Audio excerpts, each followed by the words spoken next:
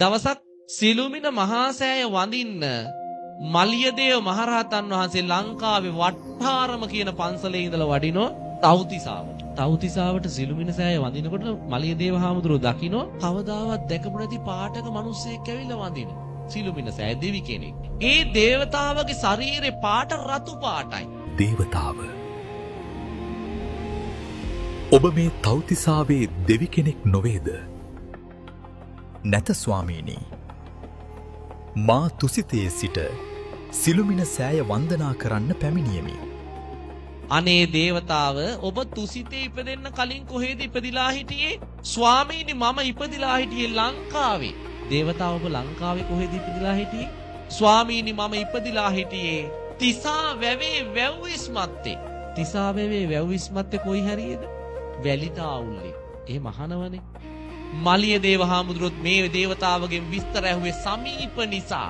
ඒ දේවතාව කියනවා ස්වාමීනි මම මනුස්ස ලෝකේ තිසාවැවේ වැව්තාවුල්ලේ වැලි පොළොව ඉපදිලා හිටියේ කුඩා ගෙදරක.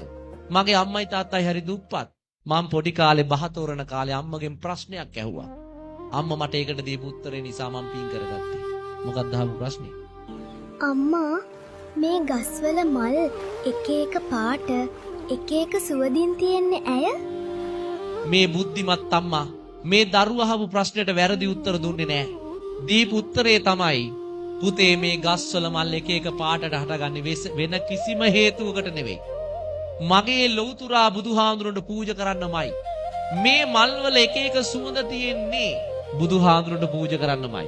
බුදුහාඳුරන්ට පුතේ එකම જાතියක මල් පූජා කරනවට වඩා පාට පාට මල් පූජා කරන එකෙන් පින වැඩි. එක එක සුවඳ තියෙන මල් පූජා කරන එකෙන් පුතේ පින වැඩි කිව්වා. අම්මා දීපු උත්තරේ කොහමද? අර පුතා එදා ඉඳන් මලක් දැක්ක ගමන් කඩාගෙන දුවගෙන ගෙදර රන් එනවා. අම්මේ අපි මේක පූජා කරමු. දවසක් මේ පොඩි දරුවා අවුරුදු 7 දී තිසාවැවේ වැව්තාවුල්ලේ සෙල්ලම් කරමින් ඉන්නකොට දකින්නෝ දුර රත්මල් පඳුරක්. මේ දරුවා ගිහිල්ලා අර රත්මල් පඳුරේ රත්මල් ටික කඩාගෙන ඇවිල්ලා තමන්ගේ යාළුවන්ට කියනවා අපි මේ මල් ටික පූජා කරමු. යාළුවෝ කියන අපෝ බෑ. ඔය මල් පූජා කරන්න ගෙදර ගියොත් අම්මලායිත් අපිට සෙල්ලම් කරන්න එන්න දෙන්නේ නෑ අද. ඒ නිසා ගෙදර යන්න බෑ. අපි මෙතන පූජා කරන ක්‍රමයක් තියෙනවා පූජා කරමු. මේ පොඩි එක්කෙනා කියනවා මෙතන පූජා කරන්නත් පුළුවන්. මම පන්සලේ චෛත්‍ය දැකලා තියෙනවා. අපි මේ වැලි වලින් චෛත්‍යයක් හදාගමු. අපි වැලි වලින් මෙතන චෛත්‍යයක් හදාගෙන මේ චෛත්‍යෙට මේ මල් ටික පූජා කරමු. පොඩි එක්කෙනා පන්සලේ තියෙන චෛත්‍ය තමන්ගේ හිතේ මවාගෙන අර වැලි වලින් චෛත්‍යයක් හැදුවා. වැලි වලින් චෛත්‍යයක් හදලා අර චෛත්‍ය වටේට මල් ටික තියලා පූජා කළා. මේ පොඩි දරුවා වැලි වලින් චෛත්‍ය හැදුවත් පන්සලේ චෛත්‍යේ ඒ ධාතු ගර්භය හිතේ මවාගෙන මල් ටික පූජා කළා. ජීවමාන සංඥාවෙන් පින් සිද්ධ වුණා. හැබැයි ඒ දරුවා ගෙනාපු ආවුස එතනින් ඉවරයි. පෙර සංසාරේ කර්මයක් ඉස්මතු වෙලා එදා රාත්‍රී දරුවට උදරාබාධයක්. දරුව රෑ මිය ගියා. මී යන වෙලාවේ දරුවගේ හිතේ හවස පූජා කරපු රත්මල් ටික තුති චිත්තේ යහපත් දරුව දිව්‍ය ලෝකෙ ගිහිල්ලා ඉපදුනා රතු පාටට.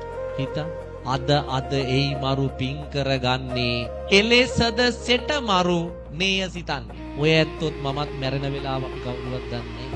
ඒ නිසා ඒ මැරිලා වැටෙන මොහොත වන විටත් අපි පිනෙන් පොහොසත් වෙලා ඉන්නවා.